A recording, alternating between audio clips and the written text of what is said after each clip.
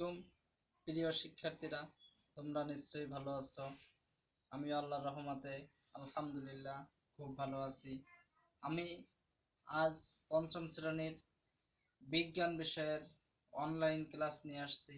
মোহাম্মদ রবিউল ইসলাম, শিক্ষক, বড়ইহাট সিদ্দিকিয়া সিনিয়র আলিম মাদ্রাসা।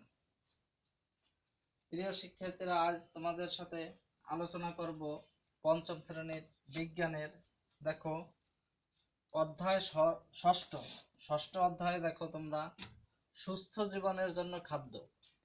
সুস্থ জীবনের জন্য খাদ্য আমরা নিশ্চয়ই জানি যে আমাদের সুস্থ সবল থাকতে হলে খাদ্য প্রয়োজন।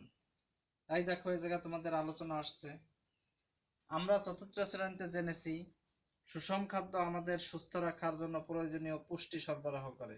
তবে মানুষ বয়স ও কাজ অনুযায়ী খাদ্য পুষ্টির চাহিদা পরিমাণ কম বেশি হয়ে থাকে। তাই জানা দরকার আমাদের শরীরে কতটুকু পুষ্টি প্রয়োজন। তাছাড়া সুস্বাস্থ্যের জন্য আমাদের কোন খাবার খাওয়া উচিত। তাহলে কি আমরা সুস্বাস্থ্যের জন্য কোন খাবার খাওয়া উচিত সে বিষয়ে আলোচনা করব। নিশ্চয়ই আমরা জানি যে কি আমরা খাওয়ার জন্য বাঁচি না, বাঁচার জন্য খাই, এরকম একটা কথা প্রচলন আছে যে আমরা খাওয়ার জন্য বাঁচি না, তবে বাঁচার জন্য খাই। দেখো সুষম খাদ্য, সুষম খাদ্যের প্রয়োজনীয়তা। সুষম খাদ্য গ্রহণ করা খুবই গুরুত্বপূর্ণ। তাহলে আমাদের এই খাদ্য তালিকায় যে সমস্ত খাবার আছে আমাদের বেঁচে থাকার জন্য প্রয়োজন হচ্ছে কি সুষম খাদ্য খেতে হবে। সুস্থ ও সবল থাকার জন্য আমাদের সঠিক পরিমাণ পুষ্টি উপাদান প্রয়োজন।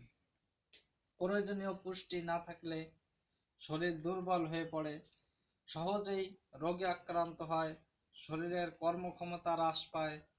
অপুষ্টির ফলে ওজনজনিত সমস্যার সৃষ্টি হতে পারে। আমাদের বয়স ও কাজের ধরন অনুযায়ী সঠিক পরিমাণ সুষম খাদ্য গ্রহণ করতে হবে। তবে শারীরিক পরিশ্রমের কাজ করে তাদের বেশি খাদ্য প্রয়োজন। তাহলে দেখো তোমাদের এই ইসে একটা ছবি দেছে, অতিরিক্ত খাদ্য গ্রহণ ওজনজনিত সমস্যা সৃষ্টি করে। এখন অতিরিক্ত যদি খাদ্য গ্রহণ করে তাহলে কি দেখবে কি তোমাদের মেদ বেড়ে যাচ্ছে বা কি ভালো ঘুম হবে না। এজন্য কি অতিরিক্ত খাদ্য পরিহার করতে হবে এবং অপুষ্টিজনিত খাদ্য, যাতে পুষ্টিজনিত খাদ্য তোমাদের খাদ্য তালিকায় থাকে সে বিষয়ে আলোচনা করতেছে। দেখো প্রয়োজনীয় খাদ্যের পরিমাণ। প্রশ্ন, আমরা কিভাবে সুষম খাদ্য নির্বাচন করতে পারি? আমরা কিভাবে সুষম খাদ্য নির্বাচন করতে পারি? তোমাদের এই জায়গায় একটা ছক আসছে, খাদ্যের পরিমাণ। দেখো কি করতে হবে। নিম্নে ছকের মতো খাতায় একটি ছক তৈরি করি। তোমরা খাতায় এইভাবে একটা ছক তৈরি করবা, আগে এইভাবে এটা নিয়ে একটা ছক তৈরি করবা।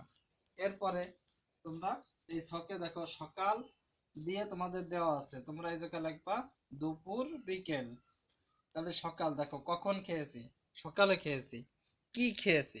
সকালে খেয়েছি পরোটা ও কলা। এবার কি কতটুক খেয়েছি? কয়টা পরোটা খাইছো?